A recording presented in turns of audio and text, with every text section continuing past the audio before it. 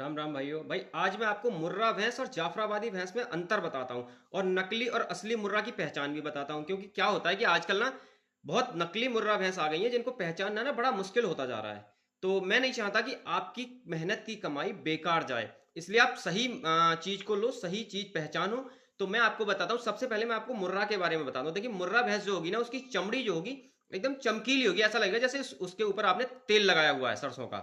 इस तरह से चमकती हुई होगी और बहुत ही मजबूत कदकाठी की होगी। ऐसा लगेगा जैसे उसकी चमड़ी ऐसे मोटी है और मतलब मजबूत कदकाठी की है और बहुत ज्यादा स्ट्रांग है। देखो, मैं ये देसी आपको इसलिए बताता हूँ कि मेरे पास कोई सिस्टम तो है नहीं रिकॉर्ड करने का। मैं तो अपने फोन से रिकॉर्ड करता हूँ और वो आपको सच बात बताता हूँ। हर एक, मेरे पास कोई सिस्टम नहीं है, कोई स्क्रीन नहीं चल रही है, कुछ नहीं चल रहा है, लेकिन मेरी बातों में फायदा होगा आपको।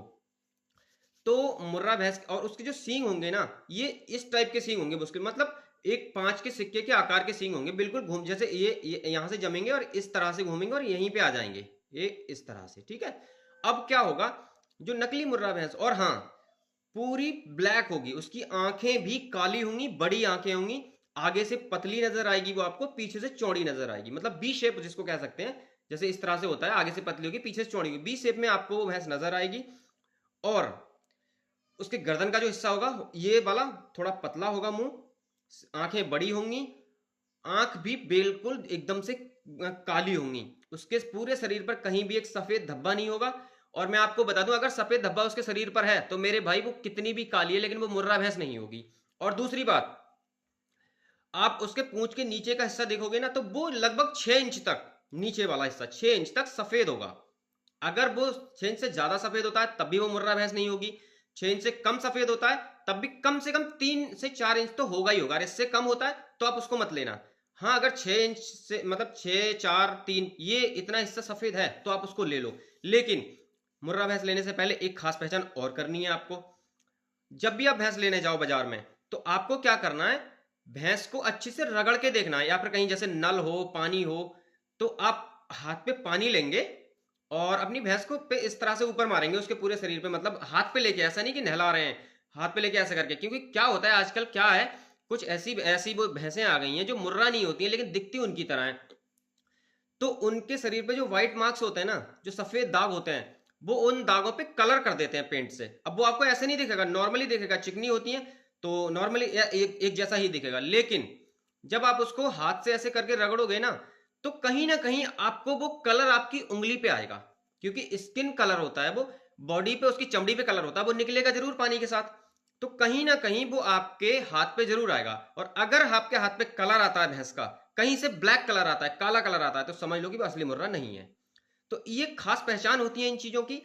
भाई मैं नहीं चाहता आपकी मेहनत की कमाई बेकार जाए। हो सकता है मेरे पास सिस्टम नहीं है, मैं एक छोटे परिवार से हूं, मैं बहुत बड़े मतलब वो नहीं है मेरा, लेकिन जो भी बात बताता हूँ कैमरे से रिकॉर्ड करके बताता हूँ, सच बताता हूँ बिल्कुल।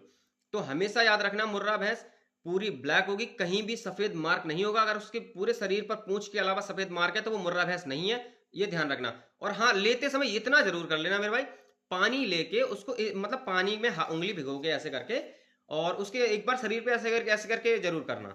अगर कहीं भी सफेद निशान होगा तो वो कलर जरूर निकलेगा। और जैसे ही कलर निकलता है समझ जाओ मुर्रा भैंस नहीं है भाई। तो इतना ध्यान रखना। और रही जाफराबादी भैंस, तो जाफराबादी भैंस की पहचान मैं आपको अगली वीडियो में बताऊंगा, या फिर मैं बता ही देता हूं, है ना। क्योंकि आप साथ साथ उसको भी देख लो। जाफराबादी भैंस के जो सींग होंगे ना, वो किसी भी दिशा में जा सकते हैं। कोई एक डायरेक्शन नहीं होता, कोई एक दिशा नहीं होती है, किसी भी दिशा में जा सकते हैं वो। शरीर उसका ऐसा होगा बहुत भारी, बड़े बड़े बाल, बाल उसके कटवा भी दिए जाएंगे फिर भी वो बड़े ही रहेंगे, है ना। और दिखने में बड़ी बदसूरत लगेगी। लेकिन मैं आपको एक बात बता दूं मेरे भाई, दूध देने में वो मुर्रा भैंस के बाद दूसरे नंबर पर आती है।